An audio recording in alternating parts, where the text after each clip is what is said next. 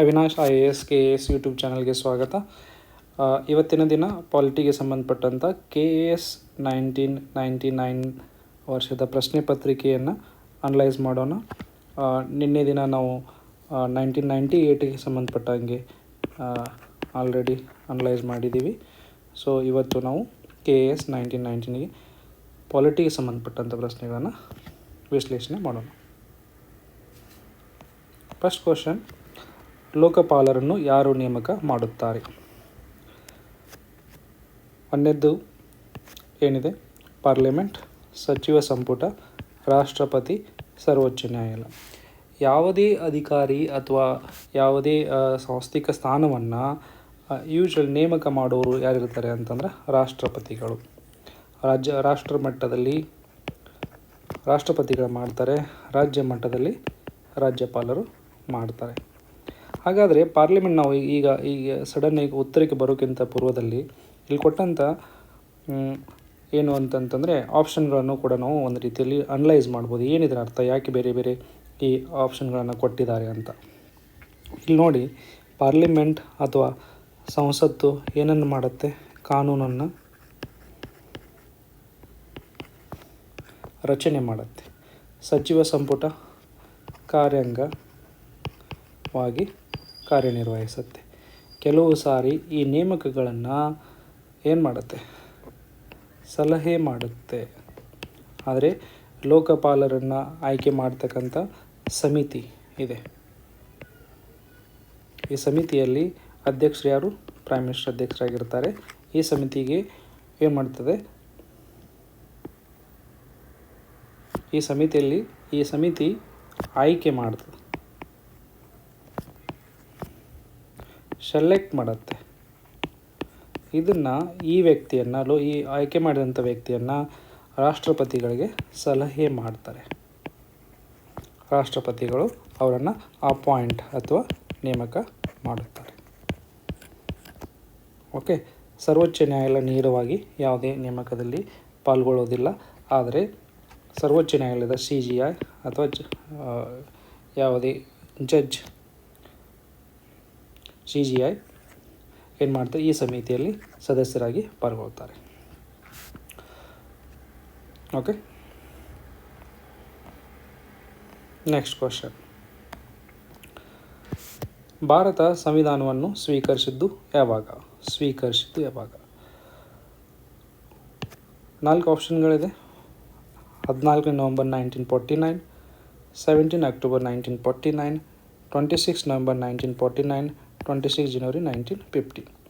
ಇಲ್ಲಿ ನಾವು ನೋಡಬೇಕಾಗಿರೋದು ಏನು ಅಂತಂತಂದರೆ, ಸ್ವೀಕಾರ ಮಾಡಿದ್ದು ಮೊದಲ ಬಾರಿಗೆ ಅದು ಯಾವಾಗ ಅಂತಂತಂದರೆ ನವೆಂಬರ್ 26, 1949. ಇದನ್ನು ನಾವು ಆ ಕಾರಣಕ್ಕಾಗಿ ಏನಂತ ಕರಿತೀವಿ? ಸಂವಿಧಾನ ದಿನ ಅಂತಲೂ ಕೂಡ ಆಚರಣೆ ಮಾಡ್ತೀವಿ. ಹಾಗಾದರೆ ಜನವರಿ 26 ಏನು? ಇದು ಗಣರಾಜ್ಯ ದಿನ.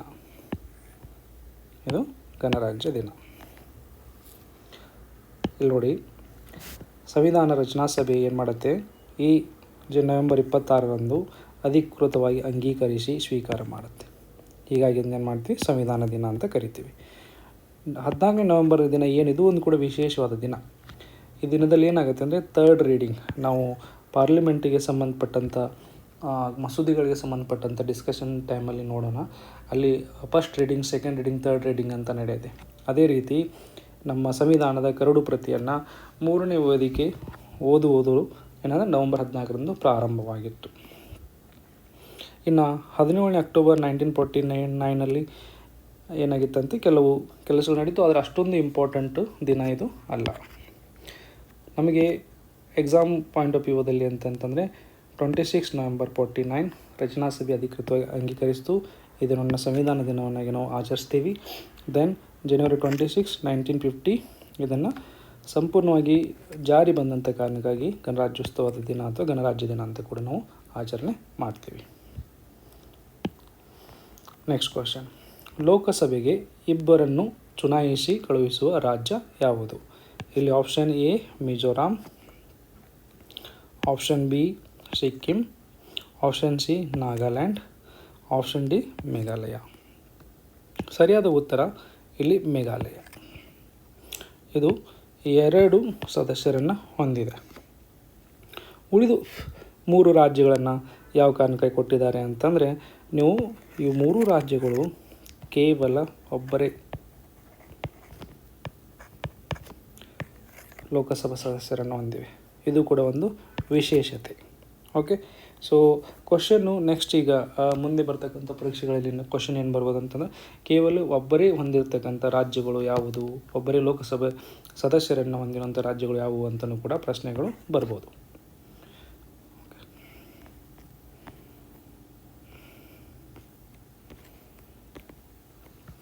ನೆಕ್ಸ್ಟ್ ಕ್ವಶನ್, ಅಂತಾರಾಷ್ಟ್ರೀಯ ನ್ಯಾಯಾಲಯದ ತೀರ್ಪಿನ ನಂತರ ಭಾರತದ ಒಕ್ಕೂಟದೊಂದಿಗೆ ವಿಲೀನಗೊಳಿಸಲಾದ ಪ್ರದೇಶ: Pondicherry, Daman and Diu, Dadra and Nagar Haveli, Lakshadweep and Minicoy. ಈ 4 ಆಪ್ಷನಲ್ಲಿ ಕೊಟ್ಟಿದ್ದಾರೆ. ಸರಿಯಾದ ಉತ್ತರ ಏನು ಅಂತಂತಂದರೆ ದಾದರ್ ಆ್ಯಂಡ್ ನಗರ್ ಹವೇಲಿ. ಏನಾಗುತ್ತೆ ಅಂತಂದರೆ, ಈ ಪ್ರದೇಶ ಮೊದಲು ಪೋರ್ಚುಗೀಸರ ವಶದಲ್ಲಿತ್ತು. ಅದಾದ ನಂತರ ಅಲ್ಲಿ ದಂಗೆಯಾಗಿ ಜನರು ಸಿಡಿದೆದ್ದ ಮೇಲೆ ಇದು ಭಾರತವನ್ನು ಸೇರಿಕೊಳ್ಳುತ್ತೆ. ಭಾರತವನ್ನು ಸೇರಿಕೊಂಡ ನಂತರ ಪೋರ್ಚುಗಲ್ ಏನು ಮಾಡುತ್ತೆ ಅಂತ ಅಂತಾರಾಷ್ಟ್ರೀಯ ನ್ಯಾಯಾಲಯದ ಮೊರೆ ಹೋಗುತ್ತೆ. 1960ರಲ್ಲಿ ಈ ನ್ಯಾಯಾಲಯ ಭಾರತದ ಪರವಾಗಿ ತೀರ್ಪನ್ನು ನೀಡುತ್ತೆ. 1961ರಲ್ಲಿ 10ನೇ ಸಂವಿಧಾನ ತಿದ್ದುಪಡಿ ಕಾಯ್ದೆಯ ಮೂಲಕ ಅಧಿಕೃತವಾಗಿ ದಾದರ್ ನಗರ್ ಹವೇಲಿ ಏನಾಗುತ್ತೆ, ಭಾರತವನ್ನು ಸೇರಿಕೊಳ್ಳುತ್ತೆ.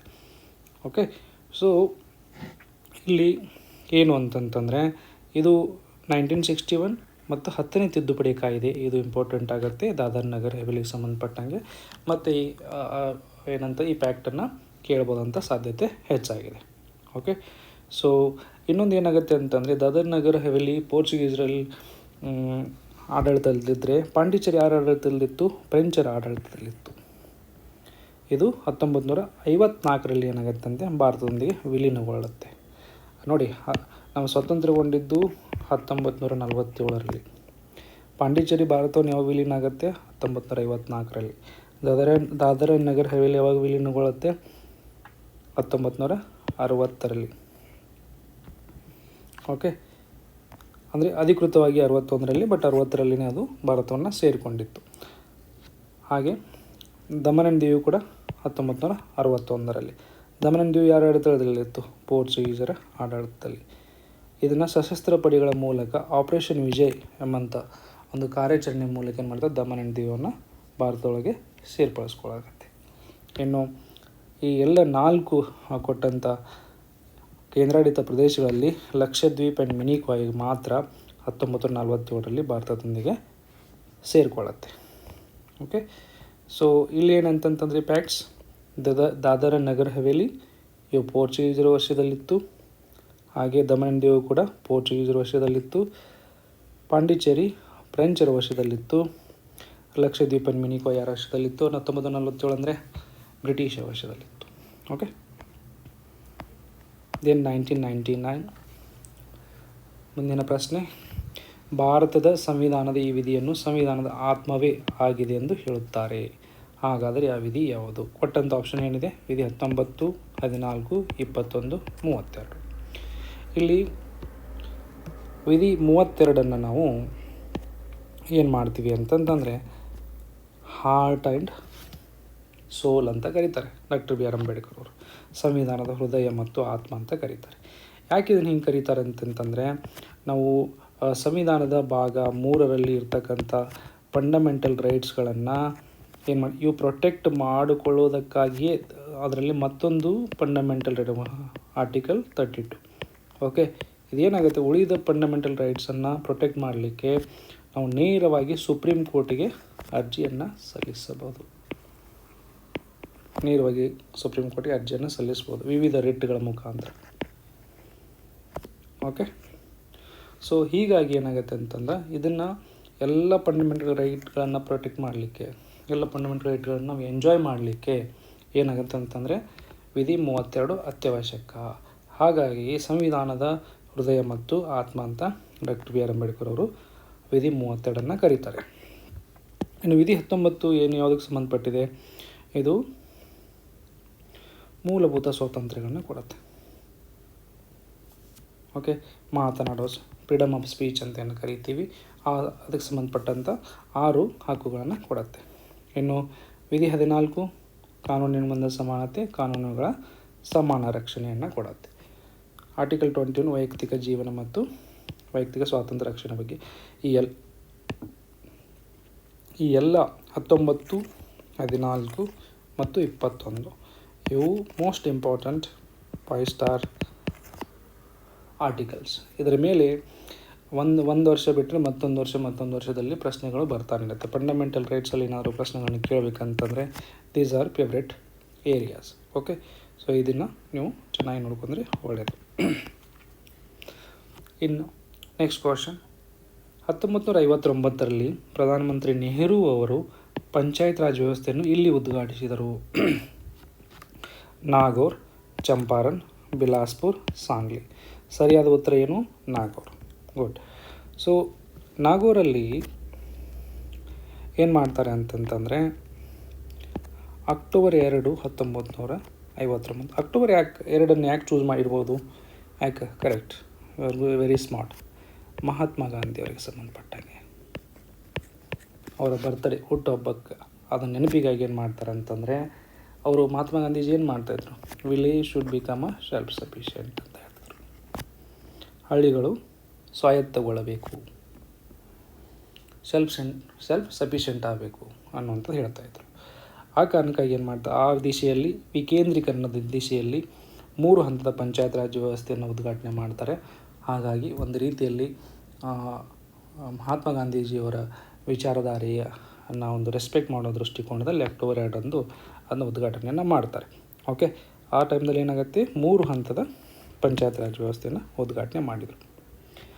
ಕೆಲವು ಸಾರಿ ಏನಾಗುತ್ತೆ ಅಂತಂದರೆ ಇವಾಗ ನಾವು 1992ರಲ್ಲಿ 73ನೇ ತಿದ್ದುಪಡಿಯ ಮೂಲಕ ಏನು ಮಾಡ್ತೀವಿ, ಪಂಚಾಯತ್ ರಾಜನ್ನು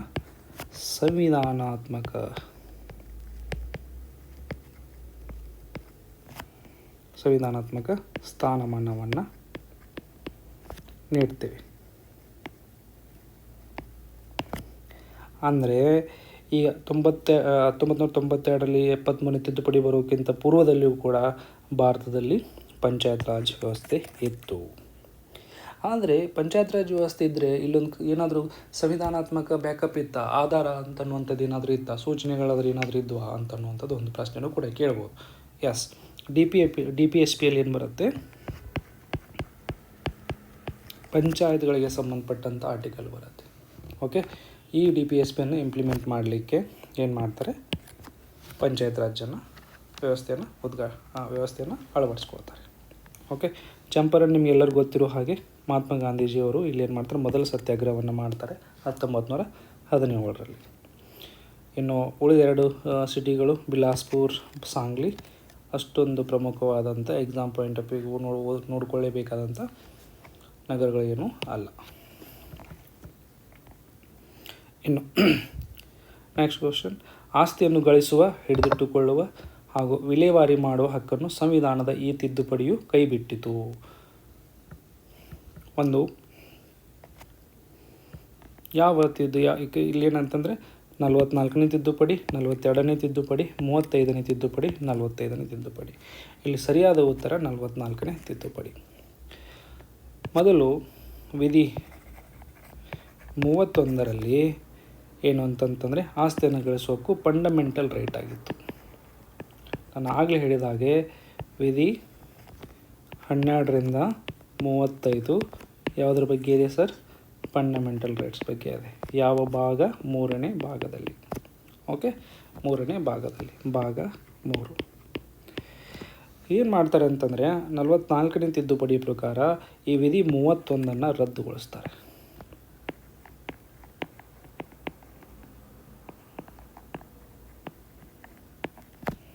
ಅಂದರೆ ಫಂಡಮೆಂಟಲ್ ರೈಟಿಂದ ಈ ವಿಧಿಯನ್ನು ತೆಗೆದುಬಿಡ್ತಾರೆ.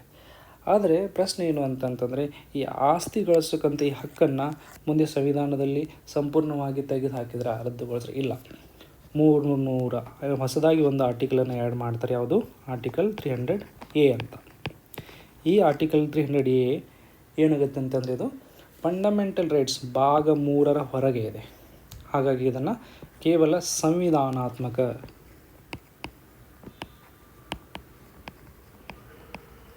ಹಕ್ಕು ಅಂತ ಕರಿಬೋದು. ಕಾನೂನಾತ್ಮಕ ಹಕ್ಕು ಅಂತ ಕರಿಬೋದು, ಆದರೆ ಮೂಲಭೂತ ಹಕ್ಕು ಅಂತ ಕರೀಲಿಕ್ಕೆ ಸಾಧ್ಯ ಇಲ್ಲ. ಫಂಡಮೆಂಟಲ್ ರೈಟ್ ಅಂತ ಕರೀಲಿಕ್ಕೆ ಸಾಧ್ಯ ಇಲ್ಲ. 300A. Okay, so 44 amendment act, ಇದು ವೆರಿ ಇಂಪಾರ್ಟೆಂಟ್ ಅಮೆಂಡ್ಮೆಂಟ್ ಆ್ಯಕ್ಟ್, 44ನೇ ತಿದ್ದುಪಡಿ.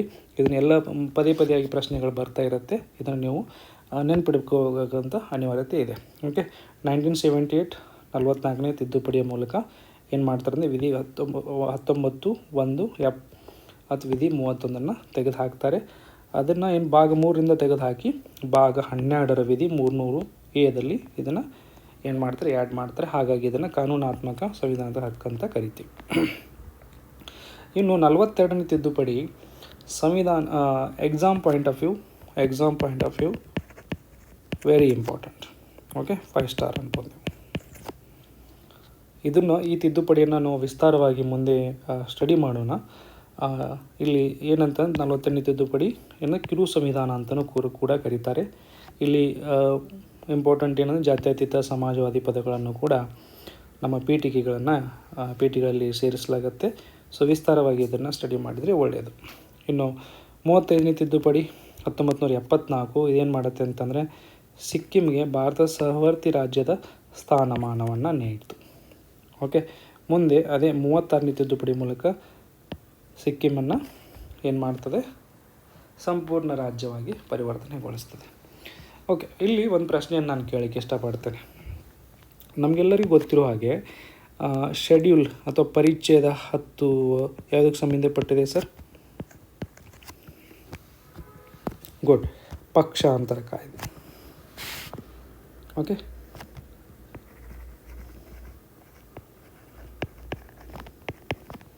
ಪಕ್ಷಾಂತರ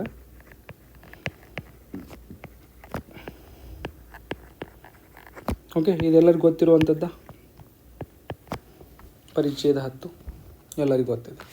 ಆದರೆ ಈ ಕಾಯ್ದೆ ಜಾರಿಗೆ ಬರೋಕ್ಕಿಂತ ಪೂರ್ವದಲ್ಲಿ ಈಗ ಪರಿಚ್ಛೇದ 10 ಶೆಡ್ಯೂಲ್ 10 ಏನಿದೆಯಲ್ಲ, ಇದು ಸಿಕ್ಕಿಂಗೆ ಕೂಡ ಸಂಬಂಧಪಟ್ಟಿತ್ತು. ಯಾವಾಗ ಸಿಕ್ಕಿಂ ಒಂದು ಪೂರ್ಣ ರಾಜ್ಯವಾಯಿತು ಆವಾಗ ಶೆಡ್ಯೂಲ್ 10 ನಾವು ಮತ್ತೆ ಡಿಲೀಟ್ ಮಾಡ್ತೀವಿ. ಮುಂದೆ ಮತ್ತೆ ಏನು ಮಾಡ್ತೀವಿ ಅಂತಂದರೆ ಈ ಪಕ್ಷಾಂತರ ಕಾಯ್ದೆಯನ್ನು ಅಳವಡಿಸ್ಕೊಂಥ ಸಂದರ್ಭದಲ್ಲಿ ಮತ್ತೆ ಪುನರ್ ಶೆಡ್ಯೂಲ್ 10 ಆ್ಯಡ್ ಮಾಡ್ತೀವಿ. ಓಕೆ, ಶೆಡ್ಯೂಲ್ 10 ಸಿಕ್ಕಿಂಗೂ ಕೂಡ ಸಂಬಂಧಿಸಿತ್ತು. ಇದನ್ನು ನೆನಪಲ್ಲಿಟ್ಕೊಂಡ್ರೆ ಒಳ್ಳೆಯದು. ಆ್ಯಂಡ್ ದೆನ್ ಇದನ್ನು 35ನೇ ತಿದ್ದುಪಡಿಯನ್ನು ಕೂಡ ನೆನಪಿಟ್ಕೊಂಡ್ರೆ ಒಳ್ಳೆಯದು. 45ನೇ ತಿದ್ದುಪಡಿ ಇದೇನು ಮಾಡುತ್ತೆ? 1990ರಲ್ಲಿ ತಿದ್ದುಪಡಿ ಲೋಕಸಭೆ ವಿಧಾನಸಭೆಗಳಲ್ಲಿ ಪರಿಶಿಷ್ಟ ಜಾತಿ ಪಂಗಡ ಆಂಗ್ಲೋ ಇಂಡಿಯನ್ಸ್ ಮೀಸಲಾತಿಯನ್ನು 10 ವರ್ಷಗಳ ಕಾಲ ವಿಸ್ತರಣೆ ಮಾಡುತ್ತೆ. ಇಲ್ಲಿ ಈಗ 1980ರಲ್ಲಿ ಈ ವಿಸ್ತರಣೆ ಮಾಡಿದ್ದನ್ನು ನಾವು ಓದ್ತೀವಿ. 45ನೇ ತಿದ್ದುಪಡಿ ಪ್ರಸ್ತುತ ಎಕ್ಸಾಮಿಗೆ ಸಂಬಂಧಪಟ್ಟಂಗೆ ಅಷ್ಟೊಂದು ಇಂಪಾರ್ಟೆಂಟ್ ಅಲ್ಲ. ಆದರೆ ಇಲ್ಲಿನೇ ಒಂದು ಪ್ರಶ್ನೆಯನ್ನು ನಾನು ಕೇಳಿದೆ. ಇವಾಗ ಸದ್ಯದ 2026ರಲ್ಲಿ ಆಂಗ್ಲೋ ಇಂಡಿಯನ್ ಮೀಸಲಾತಿ ಜಾರಿಯಲ್ಲಿದೆಯಾ? ಇಲ್ಲ. ಓಕೆ, 2019ರಲ್ಲಿ ಇದನ್ನೇನು ಮಾಡ್ತಾರೆ, ರದ್ದುಗೊಳಿಸ್ತಾರೆ. 2020 ನಂತರ ಇದನ್ನು ವಿಸ್ತರಣೆ ಮಾಡೋದಿಲ್ಲ. ಓಕೆ, ಅದ್ರ ಜೊತೆಗೆ ಇನ್ನೊಂದನ್ನು ನಾವು ಇಲ್ಲಿ ಅರ್ಥ ಮಾಡ್ಕೋಬೇಕಾಗತ್ತೆ. ಏನು ಅಂತಂತಂದರೆ ಇಲ್ಲಿ ನೋಡಿ,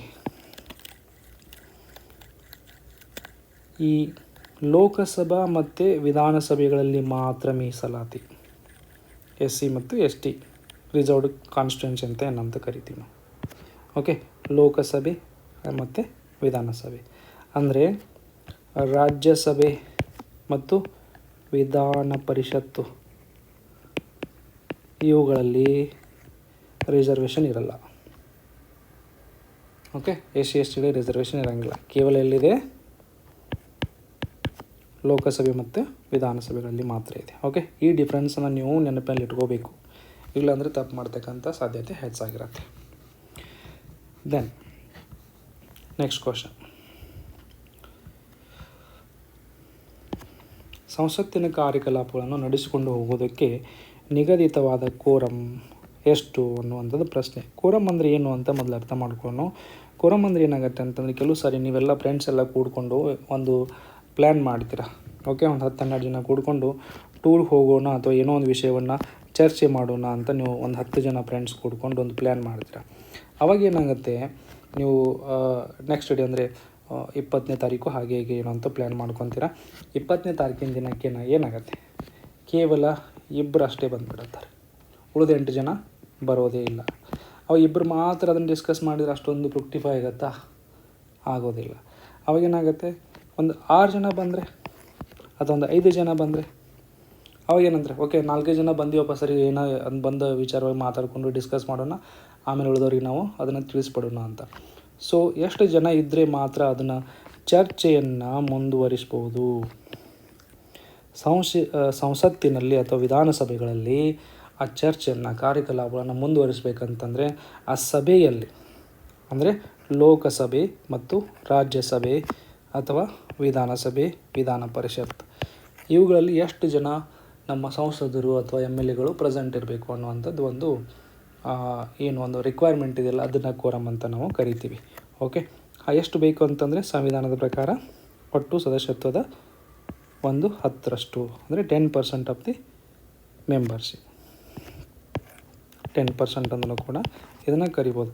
ಇದನ್ನೆಲ್ಲಿ ಮೆನ್ಷನ್ ಮಾಡಲಾಗಿದೆ ಅಂತಂತಂದರೆ ಆರ್ಟಿಕಲ್ 100 3ನೇ ವಿಧಿ ಪ್ರಕಾರ ಏನು ಮಾಡಬೇಕಂತಂತಂದರೆ ಕನಿಷ್ಠ ಒಟ್ಟು 10% ಅಂದರೆ 1/2 ಸದಸ್ಯರು ಹಾಜರಿರಬೇಕು. ಇದನ್ನು ಕೋರಮ್ ಅಂತ ಕರಿತೀವಿ. ಇದರಲ್ಲಿ ಮೋಸ್ಟ್ ಇಂಪಾರ್ಟೆಂಟ್ ಆಸ್ಪೆಕ್ಟ್ ಏನು ಅಂತಂದರೆ 10% ಇದೆಯಲ್ಲ, ಅದರಲ್ಲಿ ಸಭಾಧ್ಯಕ್ಷರು ಕೂಡ ಸೇರಿರ್ತಾರೆ. ಅವ್ರನ್ನ ಎಕ್ಸ್ಕ್ಲೂಡ್ ಮಾಡಿ ನಾವು 10%ಅನ್ನು ನಾವು ಕೌಂಟ್ ಮಾಡೋಕ್ಕಾಗೋದಿಲ್ಲ. ಅವ್ರನ್ನ ಇನ್ಕ್ಲೂಡ್ ಮಾಡಿಕೊಂಡು ಅವರನ್ನು ಹಿಡಿದುಕೊಂಡೇ 10% ಇದ್ದರೆ ಅದು ಕಲಾಪಗಳನ್ನು ನಾವು ಮುಂದುವರಿಸಲಿಕ್ಕೆ ಅವಕಾಶ ಇರುತ್ತೆ. Okay, this is very important catch. Next question, ಪ್ರತಿಯೊಂದು ರಾಜ್ಯವು ಒಂದು ಲೋಕಸೇವಾ ಆಯೋಗವನ್ನು ಹೊಂದಿರಬೇಕು ಎಂದು ಸಂವಿಧಾನದ ಈ ವಿಧಿಯು ನಿಗದಿಪಡಿಸುತ್ತದೆ. ಇಲ್ಲಿ ಎಲ್ಲ ಆರ್ಟಿಕಲ್ಲು ಕೂಡ ಇಂಪಾರ್ಟೆಂಟ್, ಬಟ್ ನಮಗೆ ಸಂವಿಧಾನಾತ್ಮಕ ಸಂಸ್ಥೆಗಳ ಬಗ್ಗೆ KS ಮೇನ್ಸಲ್ಲೂ ಕೇಳ್ತಾರೆ, UPSC ಮೇನ್ಸಲ್ಲೂ ಕೇಳ್ತಾರೆ, KS ಪ್ರಿಲಿಮ್ಸಲ್ಲೂ ಕೇಳ್ತಾರೆ, UPSC ಪ್ರಿಲಿಮ್ಸಲ್ಲೂ ಕೇಳ್ತಾರೆ, ಮತ್ತು ಎಲ್ಲ ಪ್ರಿಲಿಮ್ಸಲ್ಲೂ ಕೂಡ ನಿಮಗೆ ಎಲ್ಲ ರೀತಿಯಾದಂಥ MCQ ಪರೀಕ್ಷೆಗಳಲ್ಲಿ ನಿಮಗೆ ಈ ಪ್ರಶ್ನೆಯನ್ನು ಕೇಳ್ತಾರೆ. ಓಕೆ, ಯಾವುದು ಲೋಕಸೇವಾ ಆಯೋಗ. ಓಕೆ, ಅದೇ ರೀತಿ ಆರ್ಟಿಕಲ್ 324 ಇದು ಯಾವುದಕ್ಕೆ ಸಂಬಂಧಪಟ್ಟಿದೆ sir? Election commission of India. Okay, so ಒಂದು ನಮಗೆ ಲಾಜಿಕ್ ಏನಂತಂತಂದರೆ ಇಲ್ಲಿ 315 ಒಂದು ಆರ್ಟಿಕಲನ್ನು ಕೊಟ್ಟಿದ್ದಾರೆ, ಹೌದಾ? ಆರ್ಟಿಕಲನ್ನು ಕೊಟ್ಟಿದ್ದಾರೆ. ಈ 315 ಸೆಕ್ಷನ್ ಕೊಟ್ಟಂಗೆ ಯೂಶ್ವಲಿ ಅದೇನಂತ ಭಾಳಷ್ಟು ಎಲಾಬ್ರೇಟ್ ಮಾಡಿದ್ರೆ ಅದೇ ಆನ್ಸರ್ ಇರುತ್ತೆ. ಓಕೆ, ಸೊ ಅದನ್ನು ಬಿಟ್ಟು ಏನಂತ ನೀವು ಅದನ್ನು ಈಗ ಲೋಕಸೇವಾ ಆಯೋಗ ಅಂತ ಅನ್ನೋದು ಒಂದು ಸಾಂವಿಧಾನಿಕ ಸಂಸ್ಥೆ ಆಗಿರೋ ಕಾರಣಕ್ಕೆ ಅದು ಸಂಬಂಧಪಟ್ಟಂಥ ಆರ್ಟಿಕಲನ್ನು ಬೈಟ್ ಮಾಡಿದರೆ ಒಳ್ಳೆಯದು. Okay, election of commission of ಇಂಡಿಯಾಗೆ 324, ಲೋಕಸೇವಾ ಆಯೋಗಕ್ಕೆ ಏನಾಗುತ್ತೆ 351. ಹಾಗೆ 316 and 17 ಈ ಲೋಕಸೇವಾ ಆಯೋಗಗಳಿಗೆ ಸಂಬಂಧಪಟ್ಟಂಥ ಆರ್ಟಿಕಲ್ಸ್ಗಳೇ ಆಗಿವೆ. ಓಕೆ, ನಾವು ಏನಾಗುತ್ತೆ ಅಂತಂದರೆ ಒಂದು ಲೋಕಸೇವಾ ಆಯೋಗ ಕೇಂದ್ರಕ್ಕಿರಬೇಕು, ಪ್ರತಿಯೊಂದು ರಾಜ್ಯಕ್ಕೂ ಒಂದು ಲೋಕಸೇವಾ ಆಯೋಗ ಇರಬೇಕು ಅಂತ ಕಡ್ಡಾಯಗೊಳಿಸುತ್ತೆ ಆರ್ಟಿಕಲ್ 315(1). ಅದೇ ರೀತಿ 324 ಏನು ಹೇಳುತ್ತೆ, ಭಾರತದ ಚುನಾವಣಾ ಆಯೋಗದ ಬಗ್ಗೆ ಮಾತಾಡುತ್ತೆ. 316 ನಾನು ಆಗಲೇ ಹೇಳಿದ ಹಾಗೆ ಲೋಕಸೇವಾ ಅಧ್ಯಕ್ಷರು ಸದಸ್ಯರ ಬಗ್ಗೆ ಮಾತಾಡುತ್ತೆ. 17 ದೂರ ನಡೆಯುತ್ತೆ, ಅದರ ಮೇಲೆ ವಜಾಗೊಳಿಸುವ ಅಮಾನತುಗೊಳಿಸುವ ಪ್ರಕ್ರಿಯೆ ಬಗ್ಗೆ ಸಂಬಂಧಿಸಿದೆ. ಹೀಗಾಗಿ ಇಲ್ಲಿ ನೆನಪಿಟ್ಕೊಳ್ಬೇಕಾದಂಥ, ಇಲ್ಲಿ ನೋಡಿ ರೀಸೆಂಟಾಗಿ KPSC ಚೇರ್ಮನ್ ಅವರನ್ನು ವಜಾಗೊಳಿಸಲಾಯಿತು. ಅವು ಯಾವ ಆರ್ಟಿಕಲ್ ಅಂಡರಲ್ಲಿ ಬರುತ್ತೆ ನೋಡಿ, 317. ಓಕೆ,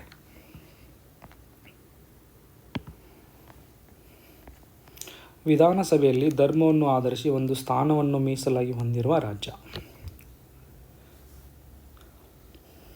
ಯಾವುದು ಅಂತಂತಂದರೆ ಸಿಕ್ಕಿಂ. ಓಕೆ, ಆಲ್ರೆಡಿ ನಾವು ಸಿಕ್ಕಿಂ ಮೊದಲು ಕೂಡ ಹಿಂದಿನ ಪ್ರಶ್ನೆಗಳಲ್ಲಿ ಕೂಡ ಆಪ್ಷನ್ ಆಗಿ ಬಂದಿತ್ತು. ಅಲ್ಲಿ ಏನಿತ್ತು, ಕೇವಲ ಒಬ್ಬರೇ ಏನಿರ್ತಾರೆ ಲೋಕಸಭಾ ಸದಸ್ಯರು. ಆದರೆ ಇಲ್ಲಿ ವಿಧಾನಸಭೆಯಲ್ಲಿ ಏನು ಮಾಡ್ತಾರೆ ಅಂತ ಧರ್ಮವನ್ನು ಆಧರಿಸಿ ಒಂದು ಸ್ಥಾನವನ್ನು ಮೀಸಲಾಗಿ ಇಟ್ಟಿದ್ದಾರೆ. ಓಕೆ, ಅದರ ವಿವರಗಳನ್ನು ನೋಡೋಣ ಸ್ವಲ್ಪ. 32 ಸ್ಥಾನಗಳನ್ನು ಹೊಂದಿದೆ. ಅದರಲ್ಲಿ 1 ಸ್ಥಾನವನ್ನು ಬೌದ್ಧ ಸನ್ಯಾಸಿ ಸಂಘಟನೆಗಳಿಗೆ ಮೀಸಲಿಡಲಾಗಿದೆ. ಇಲ್ಲೇನಂತಂದ್ರೆ ಇದು it's very unique to the state of Sikkim ಭಾರತದಲ್ಲಿ ಇದು ಒಂದೇ ಸ್ಟೇಟ್ ಇದೆ ಧರ್ಮ ಆಧಾರಿತವಾಗಿ ಒಂದು ಮೀಸಲಾತಿಯನ್ನು ವಿಧಾನಸಭೆಯಲ್ಲಿ ಕೊಟ್ಟಿರ್ತಕ್ಕಂಥದ್ದು. ಓಕೆ, ಸೊ ಅದೇ ರೀತಿ ಬೇರೆ ಬೇರೆ ಸ್ಟೇಟ್ಗಳಲ್ಲಿ ಏನು ಆಪ್ಷನ್ ಕೊಟ್ಟಿದ್ದಾರೆ, ಇಲ್ಲಿಯೂ ಕೂಡ ರಿಸರ್ವೇಷನ್ ಇದೆ, ಆದರೆ ಬೇರೆ ರೀತಿಯಾದಂಥ ರಿಸರ್ವೇಷನ್ ಇದೆ. ಓಕೆ, ಫಾರ್ ಎಕ್ಸಾಂಪಲ್ ಮಿಜೋರಾಮಲ್ಲಿ ಬುಡಕಟ್ಟು ಜನರಿಗೆ ಸೀಟುಗಳನ್ನು ಮೀಸಲಾಗಿದೆ. ಓಕೆ, ಆದರೆ ಧರ್ಮ ಆಧಾರಿತವಾಗಿ ಇಲ್ಲ. ಇನ್ನು ಜಮ್ಮು ಆ್ಯಂಡ್ ಕಾಶ್ಮೀರದಲ್ಲಿ ಮಹಿಳೆಯರು ಮತ್ತು ಕಾಶ್ಮೀರ್ ಪಂಡಿತರಿಗಿದೆ, ಆದರೆ ಧರ್ಮದ ಆಧಾರಿತವಾಗಿ ನೇರ ಪ್ರಾತಿನಿಧ್ಯ ಇಲ್ಲ. ಇನ್ನು ನಾಗಾಲ್ಯಾಂಡದಲ್ಲಿ ಕೂಡ ಏನಾಗುತ್ತೆ, ಬುಡಕಟ್ಟು ಜನಸಂಖ್ಯೆಗೆ ಹೆಚ್ಚಿನ ಪ್ರಾತಿನಿಧ್ಯವಿದೆ. Okay, next question. ಸರ್ಕಾರಿ ಆಯೋಗ ನೇಮಕವಾಗಿದ್ದು ಈ ಕೆಳಕಂಡ ವಿಷಯದ ಬಗ್ಗೆ ವಿವರಿಸುವುದಕ್ಕಾಗಿ ಅಂತ ಇದೆ. ಸರ್ಕಾರಿ ಆಯೋಗ it's very important commission. Okay, ಒಂದು ಪ್ರಿಲಿಮ್ಸಿಗೆ ಸಂಬಂಧಪಟ್ಟ ಹಾಗೆ ಎಟ್ ದ ಸೇಮ್ ಟೈಮ್ ಮೇನ್ಸಲ್ಲಿ ಕೂಡ ಭಾಳ ಇಂಪಾರ್ಟೆಂಟ್ ಆಯೋಗ ಆಗಿ ಇದನ್ನು ನಾವು ನೋಡಬೇಕಾಗತ್ತೆ. Okay, it's on a 5 star topic. ಇಲ್ಲಿ ನೋಡಿ, ಆಪ್ಷನ್ಗಳನ್ನು ಕೂಡ ಸುಮ್ಮನೆ ಅವ್ರು ಏನೋ ಒಂದು ಆಪ್ಷನ್ ಕೊಡಬೇಕಂತ ಕೊಡೋಂಗಿಲ್ಲ, ಭಾಳಷ್ಟು ವಿಚಾರ ಮಾಡಿ ಆಪ್ಷನ್ಗಳನ್ನ ಕೊಡ್ತಾರೆ. ನಿಮಗೆ ಕಾನ್ಸೆಪ್ಟಲ್ ಕ್ಲಾರಿಟಿ ಇದ್ದರೆ ಮಾತ್ರ ಅದನ್ನು ನೀವೇನಂತಂದರೆ ಯಾವುದೇ ಡೌಟ್ ಇಲ್ಲದೆ ನೀವು ಚೆನ್ನಾಗಿ ಅದನ್ನು ಆನ್ಸರ್ ಮಾಡಲಿಕ್ಕೆ ಸಾಧ್ಯ ಆಗುತ್ತೆ. For example let me prove it. Okay, so ಕೇಂದ್ರ ಮತ್ತು ರಾಜ್ಯಗಳ ನಡುವಿನ ಹಣಕಾಸಿನ ಹಂಚಿಕೆ ಯಾವ ಆಯೋಗ ಇದೆ ಸರ್? ವಿಧಿ 280ರಲ್ಲಿ ಹಣಕಾಸಿನ ಆಯೋಗ. ಓಕೆ, ಇನ್ನು ಕೇಂದ್ರ ಮತ್ತು ರಾಜ್ಯಗಳ ಸಂಬಂಧಪಟ್ಟ ಹಾಗೆ ಲೆಟಸ್ ವೇಟ್. ನ್ಯಾಯಾಂಗದ ಪುನರಾವಲೋಕನ, ಜುಡಿಷಿಯಲ್ ರಿವ್ಯೂ,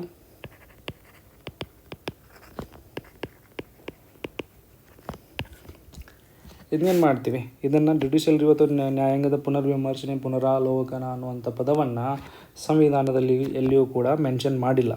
ಆದರೆ ಆರ್ಟಿಕಲ್ 13ನಲ್ಲಿ ನಮಗೆ ಅದು ಪವರ್ ಇದೆ. ಪವರ್ ಯಾರಿಗೆ ಕೊಡ್ತಾರೆ? ಜುಡಿಷರಿಗೆ.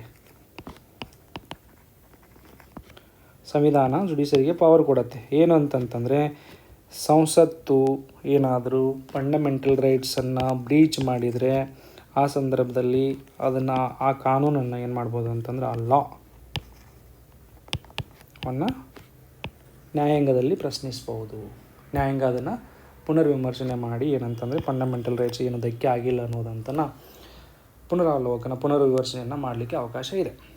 Okay, so then the D option, ಸಂವಿಧಾನದ ಪುನರಾವಲೋಕನ, ಜಸ್ಟಿಸ್ ವೆಂಕಟಾಚಲೈಕ ಆಯೋಗ ಅಂತ ಇದಕ್ಕೆ ಸಂಬಂಧಪಟ್ಟಂಗೆ ಆಗಿದೆ. That is also very important. Okay, so ಆ ಕಾರಣಕ್ಕೆ ನಮ್ಮದು ಆನ್ಸರ್ ಏನಾಗುತ್ತೆ ಸರ್?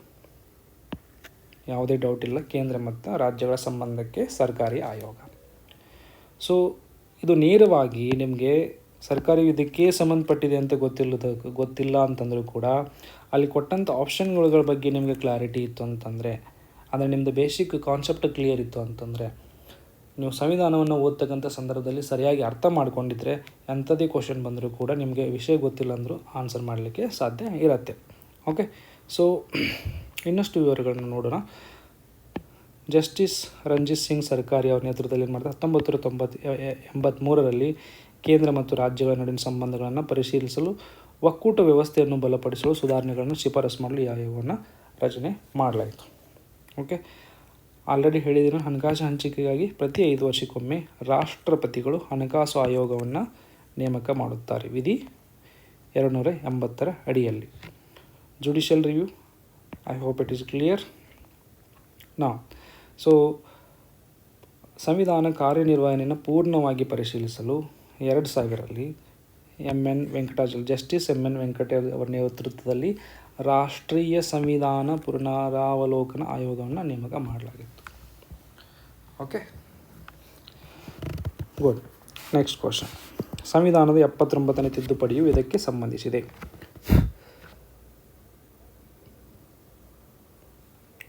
ಒಂದನೇ ಆಪ್ಷನ್, ಪರಿಶಿಷ್ಟ ಜಾತಿ ಪರಿಶಿಷ್ಟ ಪಂಗಡಗಳ ಮೀಸಲಾತಿ ಮತ್ತು 10 ವರ್ಷಗಳಿಗೆ ವಿಸ್ತರಿಸುವುದು, ಕೇಂದ್ರ ರಾಜ್ಯ ಶಾಸಕಾಂಗ ಮಹಿಳೆಯರಿಗೆ ಸ್ಥಾನಗಳನ್ನು ಮೀಸಲಾಗಿಡುವುದು, ಮತದಾನದ ವಯಸ್ಸನ್ನು ಇಳಿಸುವುದು, ಪಂಚಾಯತ್ ರಾಜ್ ಕಾರ್ಯನಿರ್ವಹಣೆಯನ್ನು ಸಂಬಂಧಪಟ್ಟಿದೆಯೇ ಅನ್ನುವಂಥದ್ದು ಪ್ರಶ್ನೆ. ಇಲ್ಲಿ ಕೊಟ್ಟಂಥ ಎಲ್ಲ ವಿಷಯಗಳು ಕೂಡ ವೆರಿ ಇಂಪಾರ್ಟೆಂಟ್. ಈ ಎಲ್ಲ ವಿಷಯಗಳಿಗೂ ಸಂಬಂಧಪಟ್ಟಂಥ ತಿದ್ದುಪಡಿಗಳು ನಿಮಗೆ ಗೊತ್ತಿರಲೇಬೇಕು. ಓಕೆ, ಇಲ್ಲೇನಾಗತ್ತೆ ನೋಡಿ, ಸರಿಯಾದ ಉತ್ತರ ಪರಿಶಿಷ್ಟ ಜಾತಿ ಪಂಗಡಗಳಿಗೆ ಮೀಸಲಾತಿಯನ್ನು ಕೊಟ್ಟಿದ್ದು 1900. ಈ ಪ್ರಶ್ನೆ ನೋಡಿ, ನಾವು ಓದ್ತಕ್ಕಿರ್ತಕ್ಕಂಥದ್ದು KSPYQ 1999ರಲ್ಲಿ ಬಂದಂಥ KS. ಈ 79ನೇ ತಿದ್ದುಪಡಿ ಆಗಿದ್ದು ಕೂಡ 1999ರಲ್ಲಿ. ಅಂದರೆ ಕರೆಂಟ್ ಬೇಸ್ಡ್ ಕಾನ್ಸೆಪ್ಚುವಲ್ ಕ್ವಶನನ್ನು ಕೇಳಿದ್ದಾನೆ. ಹಾಗಾಗಿ ಇವಾಗ 2026 ಏನಾದರೂ ಕೇಳಿದರೆ, ಓಕೆ, ಹೊಸ ತಿದ್ದುಪಡಿ ಈ ಪರಿಶಿಷ್ಟ ಜಾತಿ ಮತ್ತು ಪರಿಶಿಷ್ಟ ಪಂಗಡಗಳ ಮೀಸಲಾತಿಯನ್ನು ವಿಸ್ತರಣೆ ಮಾಡಿರುವಂಥ ಹೊಸ ತಿದ್ದುಪಡಿ ಬಗ್ಗೆ ಕೇಳ್ತಾರೆ. ಆ ತಿದ್ದುಪಡಿ ಯಾವಾಗ ಬಂದಿತ್ತು? 2019ರಲ್ಲಿ. ಏನು ಮಾಡ್ತಾರೆ? 2020ರಿಂದ 2030ವರೆಗೂ ಕೂಡ ಅದನ್ನು ವಿಸ್ತರಣೆಯನ್ನು ಮಾಡ್ತಾರೆ. ಓಕೆ, ಆ ತಿದ್ದುಪಡಿಯಲ್ಲಿ ಏನಾಗುತ್ತೆ ಅಂತಂದರೆ, ಆಂಗ್ಲೋ ಇಂಡಿಯನ್ ಏನು ಮೀಸಲಾತಿ ಇತ್ತು ಅದನ್ನು ಕೈ ಬಿಡ್ತಾರೆ. ಹಾಗಾದರೆ ಅದು ಯಾವುದು ನೋಡೋಣ.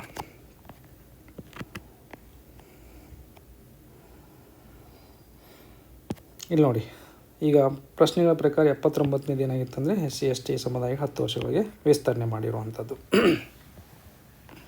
ಇನ್ನು ಕೇಂದ್ರ ರಾಜ್ಯ ಶಾಸಕರ ಮಹಿಳೆಯರಿಗೆ ಸ್ಥಾನಮಾನ 106ನೇ ತಿದ್ದುಪಡಿ ನಾರಿ ವಂದನ ಅಧಿನಿಯಮ ಅಂತ ಏನು ಕರಿತೀವಿ. ಇಲ್ಲಿ ಏನಾಗಿದೆ, ಸಂಸತ್ತು ಮತ್ತು ವಿಧಾನಸಭೆಗಳಲ್ಲಿ 33% ಮೀಸಲಾತಿಯನ್ನು ನೀಡಲಿಕ್ಕೆ ನಾವು ಆಲ್ರೆಡಿ ಈ ತಿದ್ದುಪಡಿಯನ್ನು ಮಾಡಿದ್ದೀವಿ. ಓಕೆ, ಸೊ ನಾನು ಆಲ್ರೆಡಿ ಹೇಳಿದ್ನಲ್ಲ, ಇದು 106 ಯಾವುದಕ್ಕೆ ಸಂಬಂಧಪಟ್ಟಿದೆ ಸರ್? ನಾರಿ ಶಕ್ತಿ ವಂದನ ಅಂದರೆ ಮಹಿಳೆಯರಿಗೆ ಮೀಸಲಾತಿ. 104 ಇದೇನಾಗುತ್ತೆ ಅಂತಂದರೆ SC ಮತ್ತು STಗಳಿಗೆ ಸಮುದಾಯಗಳಿಗೆ 10 ವರ್ಷಗಳ ಮೀಸಲಾತಿಯನ್ನು ವಿಸ್ತರಣೆ ಮಾಡ್ತಾರೆ 2020ರಿಂದ 30ರವರೆಗೆ. ಪ್ಲಸ್ ಆಂಗ್ಲೋ ಇಂಡಿಯನ್ ಮೀಸಲಾತಿ ಏನಿತ್ತು, ಎರಡು ಸದಸ್ಯರನ್ನು ನಾಮನಿರ್ದೇಶನೆ ಮಾಡ್ತಕ್ಕಂಥದ್ದನ್ನು ಅದನ್ನು ಕೈಬಿಡಲಾಗಿದೆ. ಓಕೆ, ನೆಕ್ಸ್ಟ್ ಈಗ 61ನೇ ತಿದ್ದುಪಡಿ 1989. 21ರಿಂದ 18ನೇ ವಯಸ್ಸಿಗೆ ಏನು ಮಾಡ್ತಾರೆ, ಮತದಾನದ ವಯಸ್ಸನ್ನು ಇಳಿಸ್ತಾರೆ. This amendment act is also very important. ಪದೇ ಇದ್ರ ಸಂಬಂಧಪಟ್ಟಂಗೆ ಪ್ರಶ್ನೆಗಳನ್ನು ಕೇಳ್ತಾರೆ, ಇಲ್ಲ ಅಂತಂದರೆ ಆಪ್ಷನಲ್ಸ್ ಹಾಕ್ತಾರೆ. ಆಪ್ಷನಲ್ ಹಾಕಿದರೂ ಕೂಡ ನಿಮಗೆ ಗೊತ್ತಿರಬೇಕು, ಪ್ರಶ್ನೆ ಕೇಳಿದರೂ ಕೂಡ ನಿಮಗೆ ಗೊತ್ತಿರಬೇಕಾಗತ್ತೆ. ಹಾಗಾಗಿ you can remember it is a 5-star fact. Then ನಿಮ್ಗೆ ಗೊತ್ತು, ಪಂಚಾಯತ್ ರಾಜ್ ಆಲ್ರೆಡಿ ನಾವು ನೋಡಿದ್ದೀವಿ. 73ನೇ ಸಂವಿಧಾನ ತಿದ್ದುಪಡಿ 1900 ಎಷ್ಟು ಸರ್? 92. ನೆಕ್ಸ್ಟ್ ಕ್ವಶನ್, ನಮ್ಮ ರಾಜ್ಯದಲ್ಲಿ ಪ್ರಜಾಪ್ರತಿನಿಧಿ ಸಭೆ ಸ್ಥಾಪಿಸಲಾದ ವರ್ಷ. ಬಹಳ ಇಂಪಾರ್ಟೆಂಟ್. ಓಕೆ, ಇಲ್ಲಿ ಕೊಟ್ಟಂಥ ಎಲ್ಲ ಇಸ್ವಿಗಳು ಕೂಡ 1903, 1915, 1881, 1909, 1907 ಎಲ್ಲ ಇಸ್ವಿಗಳು ಕೂಡ ಬಹಳ ಇಂಪಾರ್ಟೆಂಟ್ ಇಯರ್ ಆಗಿತ್ತು. ಆದರೆ ಪ್ರಜಾಪ್ರತಿನಿಧಿ ಸಭೆಗೆ ಸಂಬಂಧಪಟ್ಟಾಗ ಏನಂತ ಆನ್ಸರ್ ಏನು? 1881. ಈಗ ನೋಡಿ ಸ್ವಲ್ಪ, ಮೈಸೂರು ಸಂಸ್ಥಾನದ ದಿವಾನರಾಗಿದ್ದ ಸಿ ರಂಗಚಾರ್ಲು ಅವರ ನೇತೃತ್ವದಲ್ಲಿ ಮಹಾರಾಜ 10ನೇ ಚಾಮರಾಜೇಂದ್ರ ಒಡೆಯರವರ ಆಳ್ವಿಕೆಯಲ್ಲಿ ಏನಾಗುತ್ತೆ, ಏಷ್ಯಾ ಖಂಡದಲ್ಲಿಯೇ ಪ್ರಪ್ರಥಮ ಬಾರಿಗೆ ಪ್ರಜಾಪ್ರಭುತ್ವ ಮಾದರಿಯ ಮೈಸೂರು ಪ್ರಜಾಪ್ರತಿನಿಧಿ ಸಭೆಯನ್ನು 25 ಆಗಸ್ಟ್ 1880 ಸ್ಥಾಪಿಸಲಾಗುತ್ತೆ. ನೋಡಿ sir, not just in India, Asia ಖಂಡದಲ್ಲಿಯೇ ಮೊದಲ ಬಾರಿಗೆ ಪ್ರಜಾಪ್ರಭುತ್ವ ಮಾದರಿಯ ಮೈಸೂರು ಪ್ರಜಾಪ್ರತಿನಿಧಿ ಸಭೆ.